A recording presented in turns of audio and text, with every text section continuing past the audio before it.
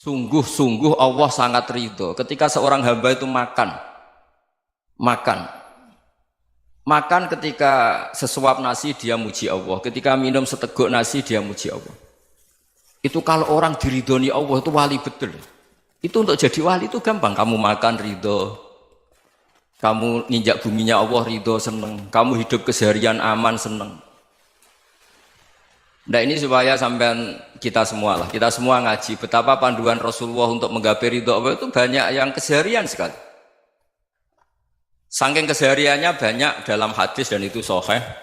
Nabi menyebut hal-hal yang keseharian. Hatta ma tas'alu fi fimra'atika. Kamu punya uang kemudian istri kamu bisa makan itu ibadah. Bahkan sebagian ibadah itu dicontohkan Nabi yang akhirnya diprotes sahabat. Yaitu wafi buti ahadikum sodakoh, kamu menggauli istri kamu itu ya sodakoh. Sampai sahabat bilang yang benar ya Rasulullah. Ayati ahaduna syahwatahu wa huwa lahu ajrun. Masa urusan biologis, urusan syahwat kemudian dia dapat pahala. Nabi menjawab, alai salawadu'aha fi haramin akana alaihi wisrun. Bagaimana kalau dia meletakkan ke yang tidak benar itu kan dosa. Nah, hal-hal seperti ini yang saya ingin teman-teman semua. Saya juga agak ingin ngaji demi Anda juga agak ingin. Itu dosa sekali ngaji kok pesanan kelompok tertentu itu enggak boleh. Islam itu untuk semua. Jadi ya cuma karena di depan saya jenengan ya seakan-akan jenengan korbannya. Itu ada ilmunya dalam usul fikih itu. Jadi orang itu harus ngaji usul fikih. Nama yang disebut, mungkin Mas Sufyan masih ingat zaman ngaji usul fikih. Nama yang disebut itu tidak jaminan sebagai prioritas perintah. Jadi misalnya gini, kebetulan yang di depan Nabi itu Abu Dzar. Nabi ya bilang, ya Aba Dzarin ini uhibbuka misalnya, atau ya Mu'ad ini muhibbuka, atau ya Aba Hurairah ini uhibbuka misalnya. Banyaklah riwayat yang Nabi nyebut ya Aba Dzarin, ya Mu'ad, ya Aba Hurairah. Kemudian misalnya Nabi meneruskan khitab, ini uhibbuka, saya mencintai kamu, fakul dubur sholatin, atau sebagian riwayat disebut fala tada'an la dubura kulli sholatin, Allahumma inni ala dzikrika wa syukrika wa husni ibadatik. Saya mencintai kamu, siapa saja. Mu'ad bisa Abu Dzar bisa siapa? Saya mencintai kamu, mohon kalau habis sholat kamu jangan lupa wiridan Allahumma a'inni ala dzikrika wa syukrika wa husni ibadatik. Ya Allah, tolong kami permudah supaya mudah ingat engkau. Anda tidak bisa mentang-mentang, wong nama saya Parmin, nama saya Purnomo, itu yang diperintahkan Mu'ad misalnya. Jadi yang disebut satu, tapi khitab itu untuk siapa saja. Saya teruskan. Jadi saya mohon semua kita melakukan kebaikan itu kalau dalam kaidah fikih disebut al yakin la yuzalu bisyak. Banyak kebaikan yang kebenarannya itu 100%. Tidak punya efek samping ke pihak lain, ke kelompok lain, ke komunitas lain. Itu tadi misalnya Anda makan dan itu murah sekali, hanya butuh satu piring. Setiap punyaan kamu muji Allah, setiap minum kamu muji Allah. Itu redaksinya Rasulullah SAW disebut Allah sangat ridho ketika seorang hamba makan, kemudian dia memuji Allah. Atau minum, kemudian dia muji Allah. Logikanya gampang, negara seperti ini yang kamu harapkan bentuknya kayak apa, mertua, ipar, komunitas, tetangga. Itu nyata terjadi itu kan belum pasti. Sementara yang mesti terjadi adalah kamu butuh makan, kalau tidak mati. Butuh minum, kalau tidak mati. Butuh bumi yang nyaman ditempati, kalau tidak kita juga mati. Sebab itu Allah kalau menyebut nikmatnya itu hal-hal yang keseharian. Alladzi at'amahum min ju'. Allah itu siapa?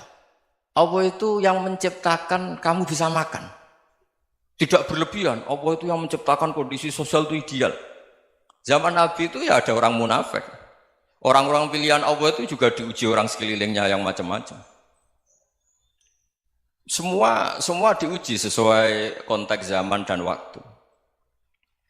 Nah, tapi ada ibadah-ibadah yang selalu disarankan Nabi. Sampai Nabi itu pernah ditanya, ayul islami khairun ya Rasulullah, Islam terbaik itu gimana? Jawaban Nabi itu unik. It'amu to'am. Islam terbaik itu ya makan-makan, yang santai-santai. Ketika Allah menyebut beberapa kebaikan, falak tahamal aqobah wa ma adrokan Allah mal aqobah. Terusannya apa? Fakku raqobah. Terusannya apa? Au it'amun fi yaumin di masubah. Ya itu acara makan-makan itu juga Islam. Kenapa? Ya bayangkan kalau tidak ada makanan, kita mati kan? Kondisi sosial tidak ideal itu Anda masih gak apa-apa. Tapi kalau Anda tidak makan, Anda tidak minum, Kamu punya istri cerewet masih bisa hidup, punya mertua cerewet masih bisa hidup. Tapi kalau tidak makan bisa mati. Berarti penting mana istri sama makan? Penting mana? Makan. Semoga istri Anda dengar, nanti kamu disuruh makan tapi pulang deh. Itu kalau dibahasakan makan masih memahami. Penting mana nasi satu piring dengan istri. Nggak ada nasi mati, nggak ada istri belum mati. Penting mana? Gak berani jawab kan? Nah, ternyata Anda ada garang kan di depan istri. Jadi saya mohonlah, mungkin Mas Sufyan Sauri tadi yang bisa bantulah. Teman-teman tuh ngaji yang keseharian saja. Karena kita nyari ridha Allah itu berdasar firman Allah. Dan firman Allah itu menyebut keseharian tuh riang, gampang. Yaitu tadi misalnya wa min ayatihi manamukum bil laili wan nahar. Termasuk ayat-ayat Allah itu kamu tidur. Maka dulu itu ada guyonan, ada tokoh Mu'tazilah, kelompok dalam Islam yang berpikir manusia itu bisa menentukan ikhtiarnya sendiri. Karena saya bisa duduk, ingin berdiri, berdiri. Karena kelompok ini nggak terima kalau semua kehendak Allah, nanti bagaimana kalau semua kehendak Allah kok ada hisab ya, ada sanksi. Lucunya itu dia akhirnya, ini cerita ya, mencintai seorang perempuan, cantik sekali. Dan itu dia menjadi ahli sunnah itu oleh hal-hal yang sepele. Karena istrinya cantik, ya namanya suami istri hubungan intim. Terus ditanya, Mas, masih ingin lagi? Masih. Silahkan diulang lagi. Wah ya tidak bisa. Katanya manusia bisa menentukan yang diinginkan. Itu tobat itu. Itu nggak bisa ditobatkan Mas Sufyan Ats-Tsauri. Orang cantik yang mudah nobatkan orang itu orang cantik. Segampang itu. Akhirnya kita tahu, makanya kalau dalam kitab Hikam itu disebut al-aqil mayyakul madza yaf'alu wa hubi wal ghafil mayyakul madza af'al. Orang yang punya akal karena sadar ini wilayah Allah, semua milik Tuhan. Itu dia tiap hari berpikir, besok Allah akan melakukan apa terhadap dunia ini. Kamu merencanakan suatu mau plesir, ternyata gempa. Mau wisata ke Rusia, ternyata perang. Kamu tidak pernah tahu apa yang akan terjadi besok. Wa ma tadri nafsum madza taksibu ghadan. Tapi anda semua kita ini sering punya jadwal permanen. Makanya saya kalau diundang siapa saja, sanad takdir.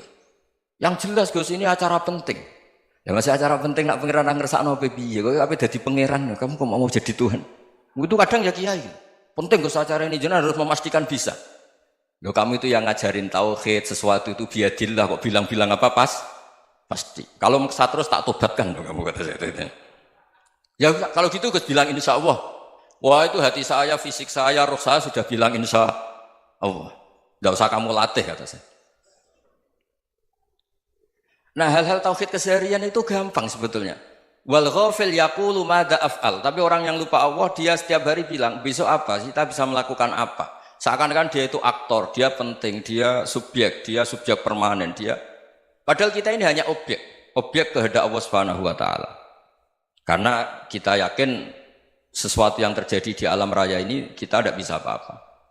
Makanya saya sering ngaji, sering bilang saya, ketika Anda mensifati Allah, Dia yang menghidupkan. Sudah itu tanamkan sehingga ketika kita mati santai saja. Kenapa santai? Allah punya cara menghidupkan kita. Zaman kita hidup juga gak tahu caranya ngelola jantung, ngelola paru-paru. Kamu juga gak tahu ngelola oksigen yang tidak beracun, tidak ngandung polusi. Tahu-tahu hidup. Gak ingin tua ya tahu-tahu tua, gak ingin mati tahu-tahu mati. Selama ini kita hidup juga gak tahu apa-apa sebetulnya. Hanya gaya tok, punya jadwal, punya planning. Kalau kamu bisa menentukan pilihan Anda, pasti Anda istrinya cantik, 4 neriman semua, kona'ah semua. Nyatanya enggak kan? Ada 1 jelek, cerewet. Oh itu kan, nyatanya enggak bisa apa-apa Anda kan? Dan kamu bawa mati lagi. Itu kan istri Anda juga gitu, punya keinginan, punya suami yang ganteng, yang jabat, yang neriman, yang enggak poligami. Ya enggak kesampaian juga. Kalau kita ngitung tingkat kegagalan kita itu gagal terus. Ya kan? Nah, terus ingat Allah. Madza yaf'alu wa bi. Orang yang punya akal selalu berpikir Allah itu menghendaki apa terhadap saya. Lalu sama-sama orang melihat orang yang serius. Itu kata Anda itu pemikir berat, serius. Senang punya tokoh yang merengut karena kamu anggap serius. Tapi sebagian orang anggap orang yang serius itu wong merengut, wong masam, wong muka kok ditekuk. Jadi sama Itu hati, ya muqallibal qulub tsabbit qalbi ala dini. Karena kita nggak tahu cara berpikir kita tentang orang lain, tentang sekeliling kita. Misalnya kita orang baik yang jenis ngrumat fakir miskin. Ada orang bangun masjid mewah itu janggal. Apa artinya masjid mewah kalau banyak orang kelaparan? Tapi kalau yang jenis pendidikan apa artinya masjid mewah kalau tidak bisa ngaji? Nanti yang jenis infrastruktur apa artinya ini kalau semuanya punya sudut pandang yang berbeda-beda. Dan Islam mengapresiasi semua kebaikan. Tapi katakan semua kebaikan itu adalah kehendak Allah Subhanahu wa taala. Karena apapun baik Anda itu pakai fasilitas yang diberikan oleh Allah Subhanahu wa taala. Sehingga ini yang disebut qulillah tsumadarhum fi khawdihim yal'abun. Ya kembali tadi ke tema-tema bahwa keseharian Anda ini sudah Islami. Saat Anda tidak bisa melakukan apa saja. Saya sering ada jenazah, biasanya kalau tetangga meninggal saya sering disuruh ngelepas. Saya bilang orang ini baik karena sering ngelamun di rumah, sering nganggur di rumah. Ditanya sama anaknya, kenapa Gus nganggur baik? Ya kalau dia nganggur artinya juga agak berbuat sesuatu yang maksiat kan? Ya kan? Orang nganggur di rumahnya ya tidak bunuh orang, tidak maling, tidak korupsi, ya namanya nganggur di rumah. Lah cuma istri cara pandang nganggur gak menghasilkan uang itu. Tapi juga gak menghasilkan kriminal kan? Jadi sebenarnya Islam itu makanya kalau sampai ngaji usul fikih itu ada kitab usul fikih namanya Lubul Usul, itu terkenal sekali di pesantren itu. Itu kalau ngapresiasi keseharian itu luar biasa. Izma min mubahin illa wa yatahaqqaqu bihi tarku haramimma. Karena keseharian yang mubah saat Anda lakukan itu ada kehebatan yang luar biasa, yaitu meninggalkan haram. Makanya dulu banyak orang-orang alim ketemu temannya itu guyon sampai semalaman. Itu biasanya yang semangat Islam itu kiai kok tidak tahajud, kiai kok tidak witir. Orang yang sedang mapan uangnya banyak, malam itu tidak kelayaban itu sudah luar biasa. Melawan nafsu supaya tidak maksiat itu sudah luar biasa. Supaya lupa guyon sama temannya semalaman sampai subuh. Gejlok-gejlokan ngenang zaman miskin, zaman kuliah nggak jelas, zaman apa. Melihatnya jangan tarkut tahajud. Seperti ini meninggalkan tahajud, tapi meninggalkannya ini talkul muharramat. Jadi kayak apa hebatnya? Sehingga Imam Ghazali punya riwayat yang agak unik. Hatta takuna ibadatu akhiri hadil ummah iku an-naum. Sehingga suatu saat ibadah terbaik umat ini itu tidur. Itu kan riwayat kontroversi. Ketika Imam Ghazali tanya, kenapa iya? Kenapa kamu mulai keluar dari rumah itu sudah banyak maksiat? Melihat perempuan yang enggak mahram, melihat fenomena. Tapi kalau kamu tidur itu enggak melihat apa-apa. Tapi juga kamu jangan menganggap tidur itu ibadah betul. Saatnya melakukan fardu ain malah masih tidur. Tapi itu sudut pandang yang menjadikan kita Islam itu gampang. Jadi saat Anda tidak bisa aktivitas apa-apa, misalnya ada beberapa orang yang lumpuh. Lumpuh itu memang nggak bisa Jumatan, nggak bisa ibadah, tapi dia juga nggak bisa maksiat. Tidur itu memang Anda saat itu tidak bisa tahajud, tidak bisa witir, tapi saat itu ada zina, ada maling, tidak gosipkan orang, tidak bully orang, tidak menanamkan kebencian, tidak hasud. Sehingga tidur menurut Allah Ta'ala wa min ayatihi manamukum billaili apa? Wan-nahar. Karena di tidur itu selain ada unsur istirahat, jaga kestamina, juga ada unsur meninggalkan beberapa keburukan. Nah saya mohon ibadah yang keseharian ini kita jaga. Supaya kita semua baca ayat itu fasih. Fasih itu tertanam di hati. Allah itu siapa? Alladzi at'amahum min ju'i wa amanahum min khauf. Dan Allah kalau cerita di Quran itu anna sababnal ma'a sabba tsumma syaqqaqnal ardha wa syaqqa fa ambatna fiha habba wa inaba wa qadba wa zaituna wa nakhla wa hada'iqa hulba. Kamu tahu saya ini siapa kata Allah? Saya ini adalah Tuhan yang menurunkan air, kemudian ada tanaman banyak. Habba wa inaba wa qadba, ada zaitun, ada tin, kalau orang Jawa mungkin ada tela, ada padi, ada mangga, ada pisang. Sudah. Wa inaba wa zaituna wa nakhla wa hada'iqa hulba. Ada perkebunan yang lebat. Tujuannya apa? Mata Allahkum, silahkan kamu pakai, kamu nikmati. Tapi karena kadang kita ini punya ide-ide besar. Tadi untuk syukur saja nunggu punya istri riman, rumah baik, tetangga baik, komunitas baik, semuanya baik baru syukur. Lama-lama nanti ada di surga, syukurnya nunggu surga paling kelas A. Itu sudah ada yang menghuni Rasulullah, kamu nggak boleh di situ. Masa untuk syukur saja? Repotnya Masya Allah. Jadi mohonlah Quran yang kalau Anda hafalkan juz sama itu kan ada ayat-ayat yang kayak tadi. Ya, fal yang dzuril insanu ila ta'ami. Coba lihat Apa yang kamu makan ya? Dari mana? Dan untuk mempertahankan hidup kamu keseharian. Jadi jangan kira ibadah itu harus membentuk komunitas yang versi Anda. Ibadah itu harus hal yang mulu-mulu. Kesehariannya Anda alami. Loh ini saya tidak bikin-bikin. Saya ngaji bukan karena berdasar pesanan. Itu ayat yang saya bacakan betul ada ayatnya kan. Fal yang dzuril insanu ila tu'ami anna soba penal ma'ah soba thumma syaqaqnal ardo syaqqa fa ambasna fiha habba wa inaba wa qadba wa zaituna wa nakhla wa hadaika ghulba. Terusannya apa? Mata'al lakum, silakan kamu nikmati. Mata itu silakan kamu nikmati. Ya kayak sampean dikasih hidangan ya makan.